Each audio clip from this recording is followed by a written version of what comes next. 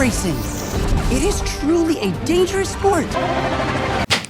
So I want you to compare these. This is Star Wars Racer, the pod racing game released in 1999. And this is Star Wars Beyond Victory, the pod racing game releasing in 2025.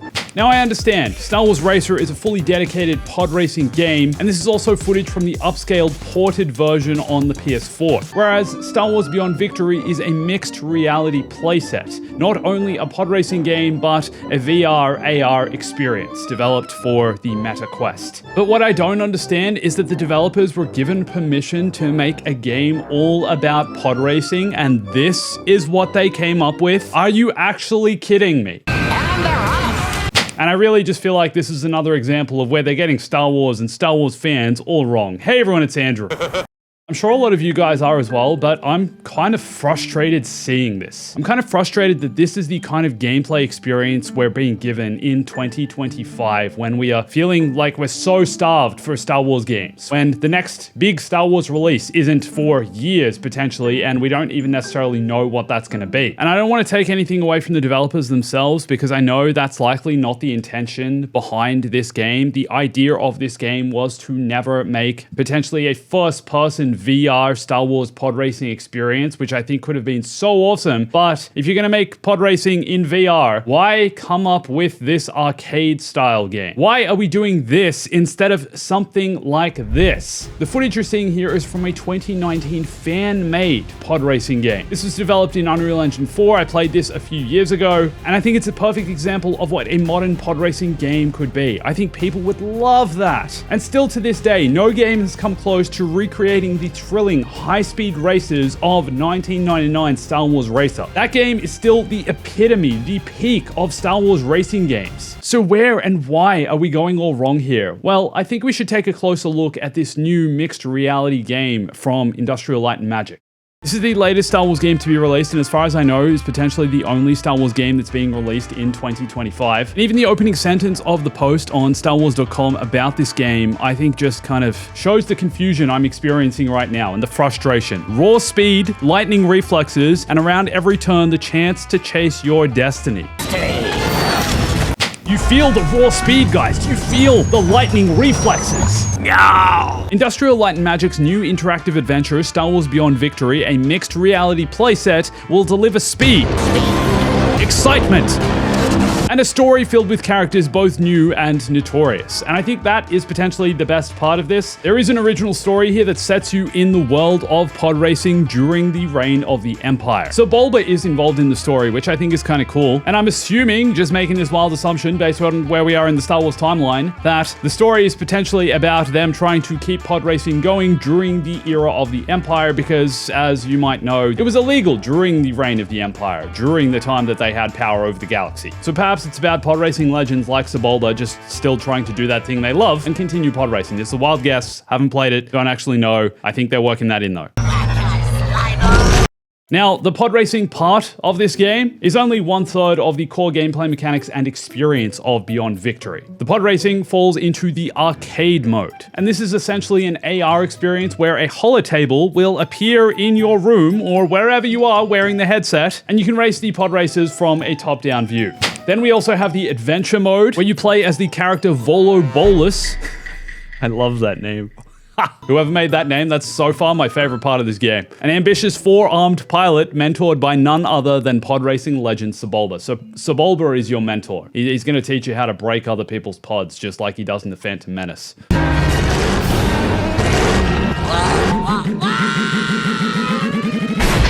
And the story itself will blend both VR and mixed reality experiences. So for example, some scenes will take place in your living room, and then others you'll be fully immersed in the world of Star Wars in VR. And then there's also the playset mode, which is kind of cool, but feels like a completely separate experience entirely that they've just bundled into this game, where you can basically look at and collect and observe a bunch of digital action figures, vehicles, characters. You can put them all in your living room, you can put them on your table, you can hang out with a life-size R2-D2. This stuff I think is pretty cool. I like the idea that you can, scale them up and actually be in the room with them, but this seems like a separate thing altogether. What I really want to be talking about is the pod racing. Now this is pod racing.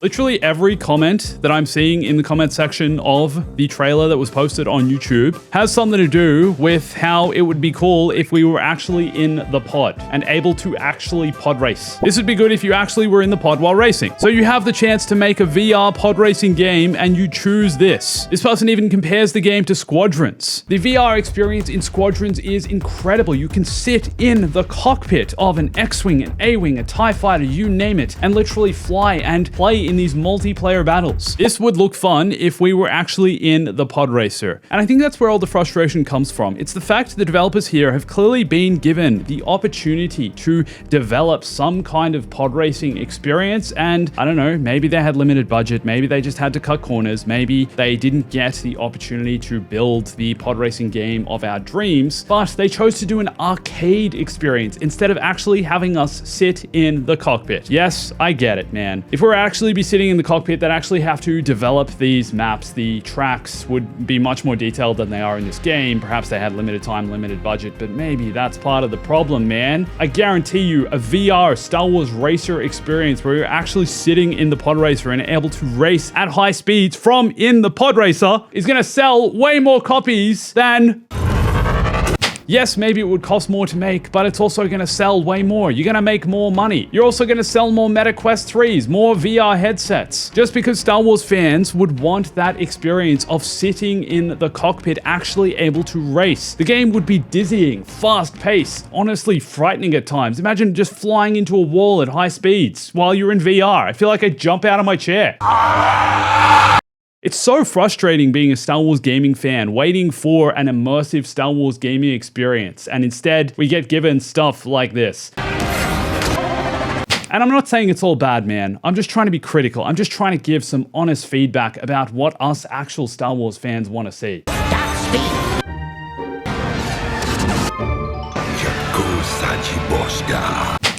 The thing is as well, I personally have no motivation to play this. I mean, yeah, maybe the story will be interesting. I have a VR headset, but I just don't feel like this is worth my time, honestly. I feel like there are still such better experience. Even just playing more Battlefront 2 is going to be more interesting than this. Pod racing. It is truly a dangerous sport. This misses the mark completely, I think, of what us Star Wars fans expect from a Star Wars game nowadays. Even though VR, AR, mixed reality is still a bit gimmicky at times, is still kind of not so mainstream, I feel like there's so much more opportunity within this format of game that we could have been given something so much more memorable and immersive than... Also, I don't personally understand the whole mixed reality thing. Like, why does part of the story take place in my living room? Why not just have the entire thing in VR? Why do this mixed reality AR experience where the characters are literally walking around and in my room? I guess it's kind of cool, but how does that make sense in, I guess, the Star Wars canon in the context of the greatest Star Wars narrative? Like, my bedroom, my living room, my wherever isn't a part of Star Wars. What? And yet here's Sebulba and whoever else walking around here and having a chat. Meddling in hut business is about as far from being careful as I can imagine.